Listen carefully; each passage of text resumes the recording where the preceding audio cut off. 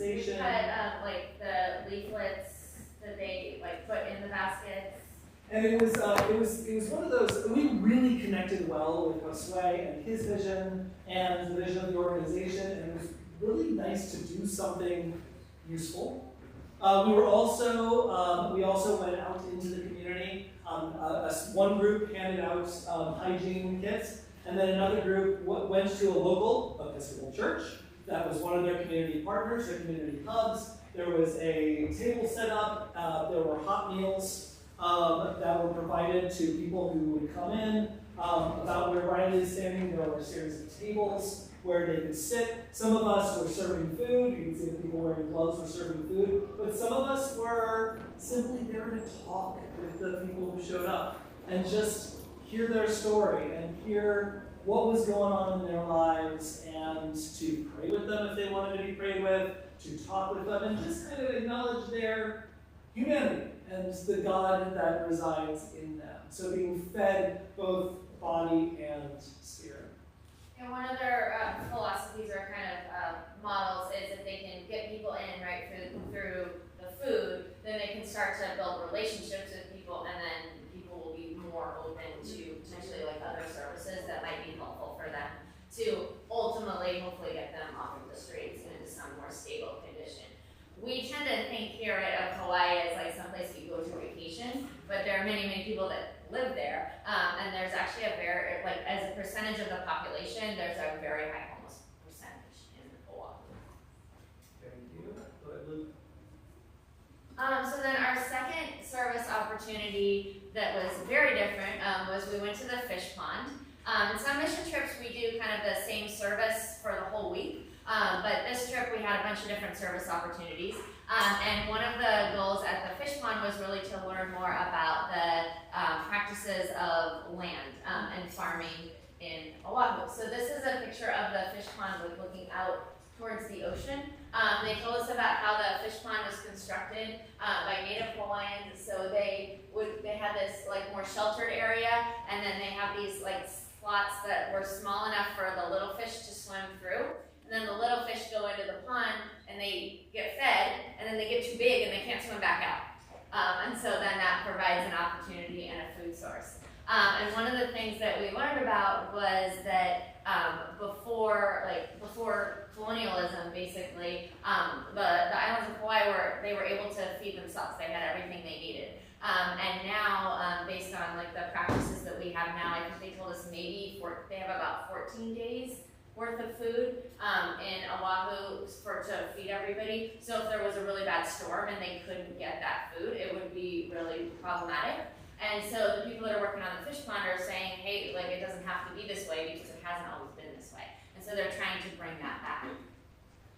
And so one of the things that we did was work in the taro patch. See how deep the mud is? At one point it was like, I'm not very tall, but at one point it was up like practically to my waist. And so this is taro.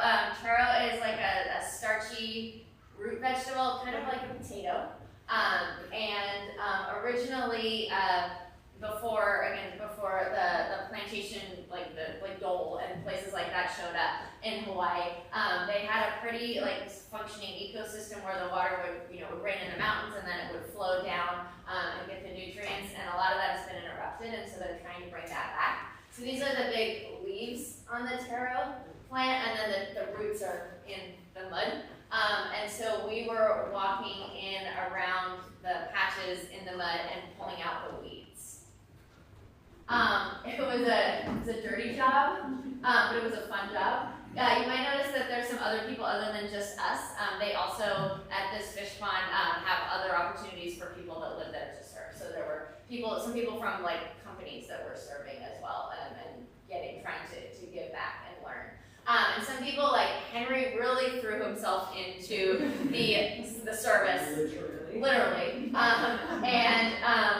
Luckily we had been warned, so we came prepared with clothes that we were not really attached to. We also have, I don't think we have any pictures of the slideshow, but there were frogs jumping around as well. So we saw frogs and we saw wildlife, and we were working in the fish pond, or in the taro patch. So then you can see as they got out of the taro patch, all of the mud that stayed with us. There was like a cleaner stream that we could kind of wash off in. But after this, we did go to the beach, and then we took an ocean bath, basically. So here we are, serving. You can see these are taro patches that have been cleaned and don't have the weeds, and then these are places where there's like more weeds. And then another thing that we did at the fish pond is we walked further out. Do you remember what this was? This was kind of like It's a sea turtle. The sea turtle. We also saw some kind of a ray at some point, but there was a sea turtle. And we also went out to areas where they're trying to rebuild to encourage the local birds to like build their nests. And so they were like building up all these like piles of stone. And so it was like a bucket brigade to pass the stones along. Chunks of mud, not really stones. Oh yeah, like chunks of mud. Kind of They felt like stones. They were big chunks of mud. They were big chunks of mud. And then they were building it up so that the birds would nest. All right. And also so that a baby fish could be in there without predators, so like certain multiple purposes.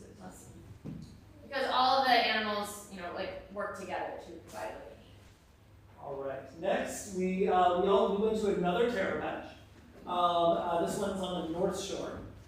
This was, if you were there at the 9 o'clock service, you heard a couple people reference Auntie Felicita. And she was the one who, this is her, it's actually a nonprofit organization that does education, does like field trips, and you literally get this educational aspect, and then you get out into the taro patch and you do some work. Go ahead, Luke, thank you. So here we are, there's Auntie right there, up to her knees in the taro. This actually wasn't taro right here, I forgot what that was. It was in the middle. There's taro behind them.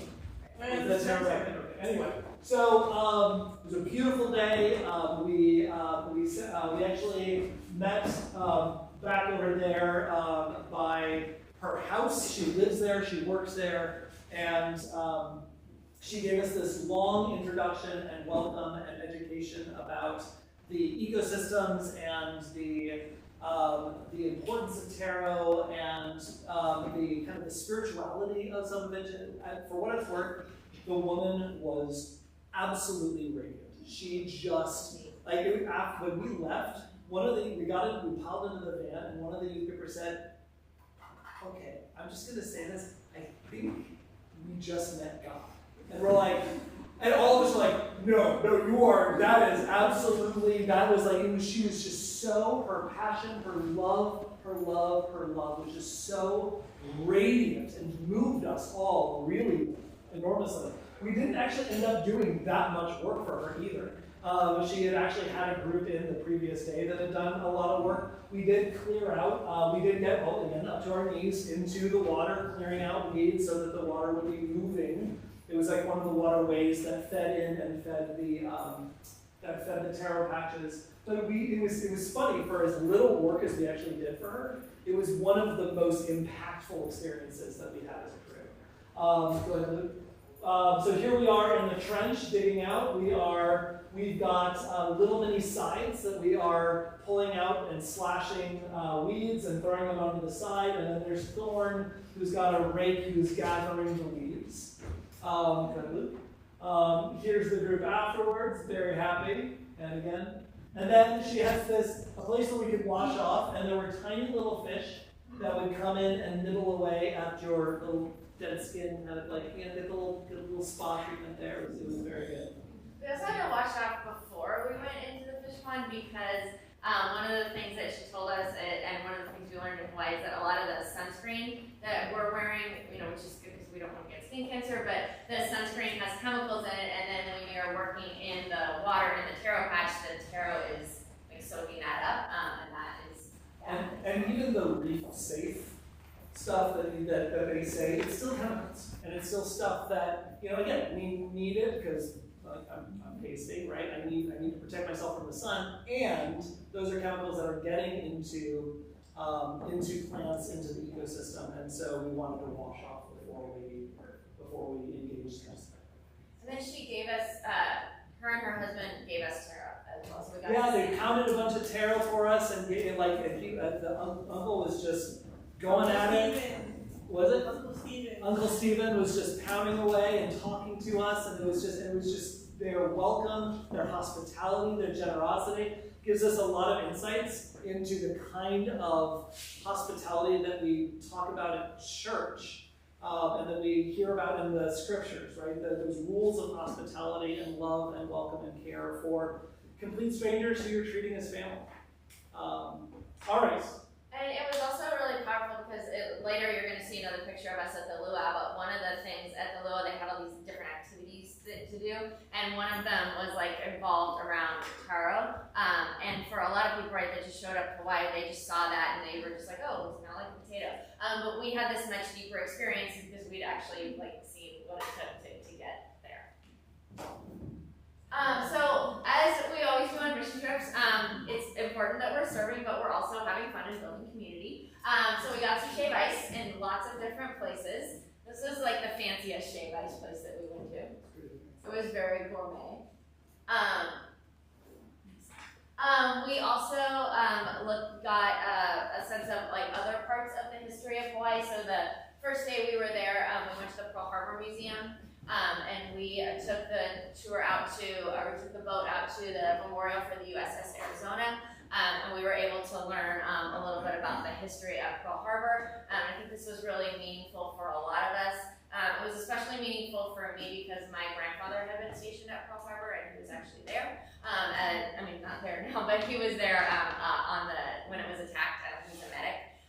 He did survive, but just to hear the stories of people that had been there and the servicemen and just the like legacy of that attack.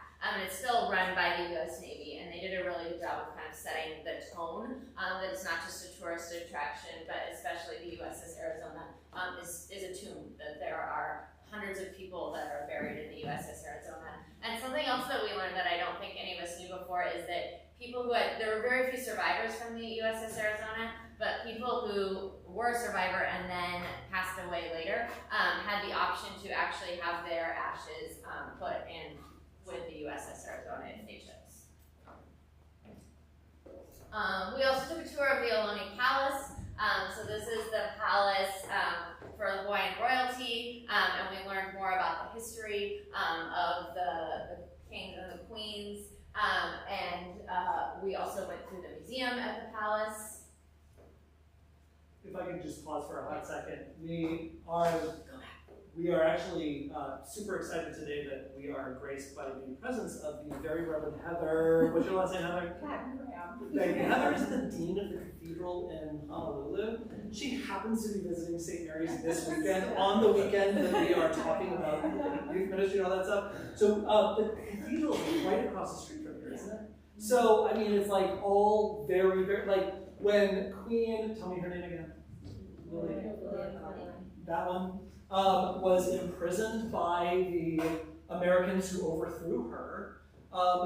She stayed here, but she was able to maintain her connection with the Episcopal Cathedral that was right across the street. And she worshipped in the cathedral, as my understanding, correct me if I'm wrong, worshipped in the cathedral right next to the Americans who overthrew her. Like, what? Like, this is, like, yeah, super, like, just mind-blowing, the grace and the forgiveness and the vision to kind of, carry on with all of that. So really, really cool. Anyway, sorry. And then we went to the luau. So this is us at the beginning of the luau. There were all these different activities. So people made these, like, headbands. We sort of, I wouldn't say we learned, we got a lesson in how to do the hula. Hula. You were filming, you weren't even doing it, you were filming us. That's a good point. But I'm sure if you had done it, it would have been amazing. We did the luau right after we had met, or like that same day that we met Ante Felicita. It was in the Waimea Valley, which is this really beautiful area in the North Shore. And we did intentionally pick this luau because it is run by, it's Polynesian run, and so we wanted to be supporting local people as opposed to just like a corporation. And we had really amazing food, and we saw and then the show was amazing, and there was brought in pieces of different Polynesian culture, so not just Hawaiians, but like from Tahiti, they did the Haka, they were from New Zealand, they're like all different parts of the culture. And we got this beautiful lace, and we had a wonderful time. Jude was picked out of our group to join the men doing the Haka, which was he did a brilliant job of. He got a little self-conscious at just kind of a crucial moment, but we all decided that we would all like support each other by doing like the Haka face, which is like the big eyes and the tongue sticking out, and it was good. It was good. We were very intimidated. We did everywhere we went just to establish dominance. My favorite thing was the pulled pork. The pulled pork was really good. Was good. Okay, Luke. This is a shot of us as we went for the the Toa Luau is at the one end of the Waimea Valley, which is a valley of the priests, right? It was a holy sacred valley in the north shore of Oahu. It's now like a huge, like basically arboretum. And they've got cultural aspects to it, but and then they've got the Waimea Falls. So you can hike all the way up to the falls, and some people are even swimming in the falls, although we did not go swimming. There are a lot of rules for swimming in the falls. Well, I remember a life jacket, everybody signs liked it. the weird sign, man. Who wants to wear a life jacket? So a beautiful, beautiful walk through beautiful, kind of glorious, just luscious, life-filled valley. It's about maybe a mile and a half. Yeah. And so we went in various groups, and some people had, took 1 million photographs. We got to see beautiful flowers, history, like all of that. It was a really lovely experience. And it might look somewhat not us, but the scenery might look somewhat familiar too, because it is apparently a popular place for lots of movies, like Jumanji filmed in the Waimea Valley. All right, Luke. Another thing that we did, we went swimming with sea turtles, which was a lot of fun. We took a boat out to, I think that's pretty close to Waikiki Beach. Yeah. Down there.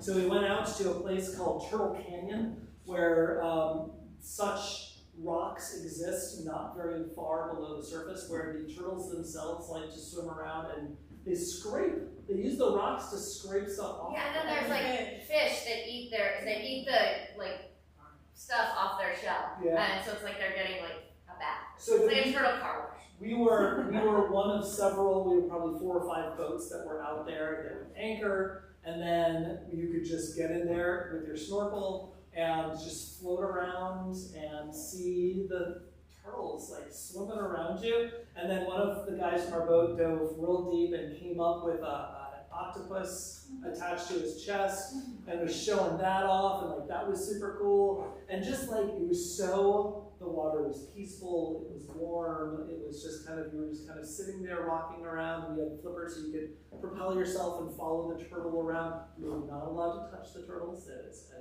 big, big no-no. So we didn't. But it was just glorious. And this was our last day, so this was one of our last fun activities.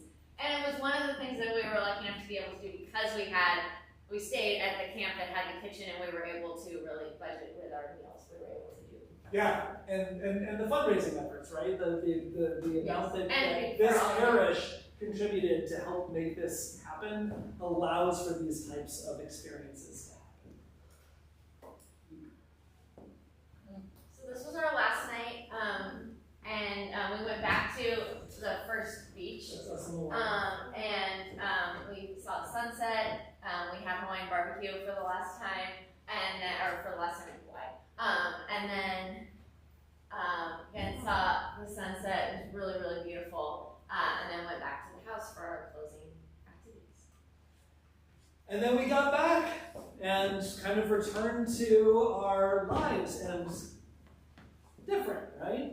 Like to have these experiences, and you heard what the youth were saying in church today, right? To be transformed by these experiences, by the people that we interact with in the service that we did, by interacting with God's insanely beautiful creation in a way that we, don't normally get to see living here in foggy San Francisco. The water in Hawaii is amazing. It's warm. Yeah, Not- you know, where our ocean is not warm. Not wetsuit necessarily. Even in like down in San Diego, still not very warm, but it's like bathtub water. And for what it's worth, transformed not just by the service that we did and the people that we interacted with, but by each other, right? We spent so much time together, walking out to Pink Pony Club in the van. We, having the shave ice, having meals together, rooming with each other, like the various stages of Mike waking people up in the morning. Like all of that was a chance for us to, and also every single day, time to reflect on our experiences, time to ask questions, time to raise the big questions that our experiences are raising up within us. And hopefully taking that back then, that spirit of aloha and that spirit of that spirit of ohana, that's where I was going with that, back to San Francisco and into our lives as we interact with our families, as we interact with our church community, as we interact with our schools, to bring all of that back with us. Kind of, I would say, and you all can correct me if I'm wrong, but I think we come back from these trips a little different. Our eyes are just a little bit opened in a particular way. Our hearts are opened and filled in a particular way. So, yeah, that's the length of the trip. Caroline, you got something? Also Kate, Gloria, and Michael's tacos. What about that? And we like the bonding stuff.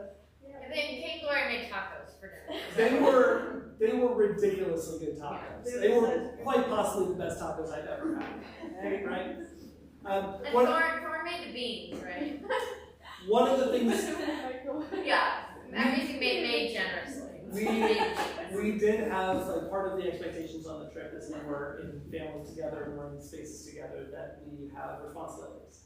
And so different groups would either cook or do some cleanup or do some like organizing, or were responsible for preparing, like, and making sure the van was loaded, making sure, different things. And so there was one night where we had epically good tacos by Kate and Gloria. Questions that you all have about the trip and about the experiences? Questions for Riley or for me or for any of the youth that were a part of things? Wait. What was the ages again? Is it just high schoolers or is it all of you? Just high school. So so if you are a young youth group, you gotta wait. Little one. Yeah. So it's high school age. So kids who have just left 8th grade are allowed to come. So it's rising freshmen through rising freshmen. We didn't have any. Was there anybody graduating? No. Nobody was. We had no graduating seniors. And I don't think we had any 8th graders. Jude, Tyler. Jude. Yeah. Yeah. But Yeah. Other questions? I know you got it. we do try to have somewhat of a rotation. It's not perfect, but we do really want the youth to have a variety of different service opportunities. So we try to do like a more local trip. Like last year we did Eureka, right? We stayed in California. This is our national trip in the United States. And then, as many of you know, we've done the past like 10 years or so, we've gone to Kenya twice. So that's that international piece. Trying to expose the youth to a variety of needs in a variety of places, because all of us are called in our lives to meet those needs in different contexts. Right? Some of us are going to be called to meet it very locally. Some of us are called to travel around the world to serve God in those ways. Do you have any idea of where you guys? Do you have any thought of where you guys want to go for next? For the next trip, we are thinking probably of returning to California. I'm thinking Brisbane, South City, Daly City maybe, just because someone's really exotic. We'll probably stay on the West Coast. We're probably going to stay on the West Coast this year. We're still trying to put the final touches on it, but it's going to be a good trip. This was even though we did, we had the tacos and we did the sandwiches and everything, it was a more expensive trip. So we need to have a slightly less expensive trip next year. And if our normal rotation happens, then we're also gearing up for an international trip in 2 years. So we want to make sure that we are kind of filling the coffers for that. Other questions? Sorry, I missed the beginning. What island did you go to? Oahu. Hawaii. Oh, did any of the engineers from the Tree of Life, River of Life. River of Life, Yeah. it sort of inspire you for things that could be applied here, ways that So you go, Caroline. So they had a model of, I'm pretty sure it was called like Road to Redemption or something like that. And it was various stages of like how to help people. And so the first stage was like giving them food, and the whole model was having hubs where where services went to the people instead of people going to the services. Was something that could be used anywhere. It would have to be slightly modified for the different places. So it could absolutely be used in other places as well. Yeah, and to that point, the stages were really interesting too, right? Because it was first meeting people's immediate needs, and then once they need of food and shelter and clothing and things like that, then they're able to, with stage 2 then, as they're engaging the clients and the community, might be getting into job services and things like that. And then maybe stage 3 would be, once they get things so maybe a little more settled, a little more on their feet, then it could be more into even things like group therapy and, like bit by bit getting them to a place of actual wholeness, which I think is really neat. And I think that we've got services like that here in San Francisco. I mean, one that immediately comes to mind would be something like St. Anthony's, that meets the immediate needs of food and clothing and things like that, but they also have rehabilitation services, they've got job services, they've got legal services, but it's all housed in one building. And I thought that the River of Life model of partnering with community groups so that we can cover a larger group, like kind of a larger geographical area, and also maybe possibly a greater variety of needs, was really neat.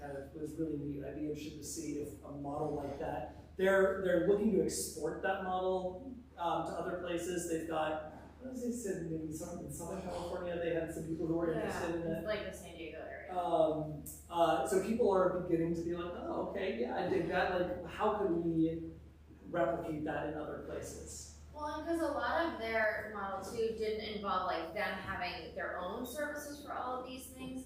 It was more like being aware of services that already exist. So like, oh, okay, this person's a veteran. Like, what are the services that exist for veterans? How can we hook them up with a VA or whatever? Like, so being more aware of that. And the other thing that I thought was powerful about it is, as they have like the hubs at different churches, they really want, especially when people like become kind of regulars to get food, then they try to connect them up with like a couple people from that church that can like walk with them and along the journey. And they said part of like they wanted it to be like multiple people is because that work is hard and it doesn't always pan out. And so if you have like multiple people helping, then like the parishioners at the church are able to serve, but they're also supported as they're trying to support this person. So it's really, I felt like the key focus really was on that relationship. And I think that it can be really powerful. And they also, like, on different days of the month, they tell people, like, on Saturday, there's going to be a barber at this particular spot, so you can go there. Or on Wednesday, the showers are going to be here, so you can go, like, get some clothes here. Like, so there's a lot of, like, word of mouth, and just kind of, like, telling other people where the services were and what was going to be happening, so they could, like, get their needs met. Well, thank you all so much for joining us today. Thank you for your support and prayers in all of this. Is there another? Well, thank you. Thank you. Thank you because you're hearing it from us. And our youth are preaching again at the 11 o'clock, so if you want to be really holy and want to stick around for the 11 o'clock service, I say do it. It's a slightly different mix. You'll be hearing from Caroline and Kate and Thorne for that service. So, and Thorne has a slightly different perspective as well. So We also had, just to like keep in mind for some of these that are still here, you might have like not recognized all the youth in the photos. Some of those people are not St. Mary's youth, but they're friends of people that go to St. Mary's, so something to keep in mind as well. yeah, we really try to be as welcoming and inclusive as we